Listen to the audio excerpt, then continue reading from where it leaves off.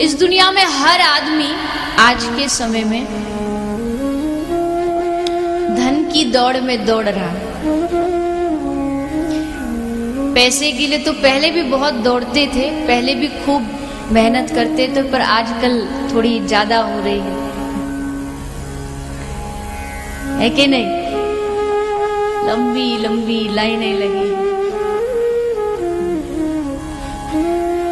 सब धन की दौड़ में दौड़े।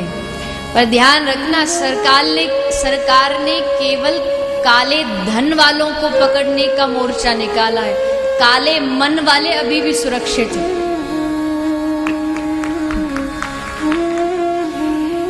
वहां सरकार ने काले धन पर छापा डाला है, तो इस पंडाल में हम काले मन पर छापा डालें।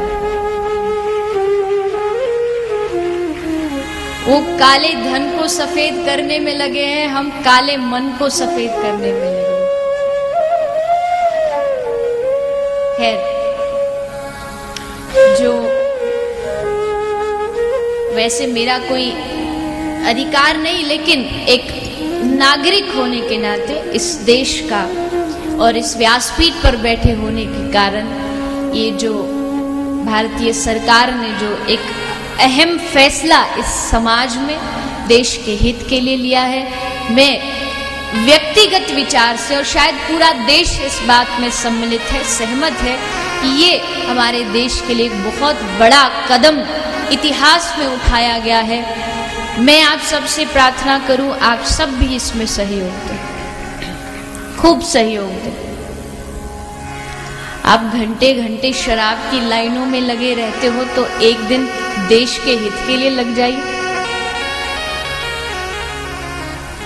मूवी थिएटरों की लंबी लंबी लाइनों में लगे रहते, 12-12 घंटे, 24-24 घंटे वो सैनिक उस सीमा पर खड़े हैं आपकी सुरक्षा के लिए। आज हमारी बारी है अपने देश को कुछ देने की, और मुझे लगता है झांसी की धरती से ज्यादा राष्ट्रभक्ति और कहां हो सकती है, जहां रानी लक्ष्मीबाई का प्रागट्य है। इसलिए ये संदेश है समस्त देश को, इस झांसी की धरती से सब लोग सहयोग करें, सब लोग अपनी सहायता दें। उधर काला धन और इधर काला मन, उधर भी स्वच्छता अभियान है और यहाँ भी स्वच्छता अभियान है। वहां बाहर का स्वच्छता की जा रही है और इस पंडाल में हम अपनी आंतरिक स्वच्छता को 7 दिन तक हाथ में झाड़ू लेकर के, झाड़ू क्या है, यहाँ झाड़ू कोई वो संसारिक झाड़ू नहीं है। यहाँ जब आप अपने हाथ में हरि नाम की माला लेके 7 दिन तक इस कथा को सुनोगे, तो अंदर की जितनी भी कलमश है, जितनी भी बुराइयां हैं, धुल के सब अपने आप बाहर निकल जाएगी।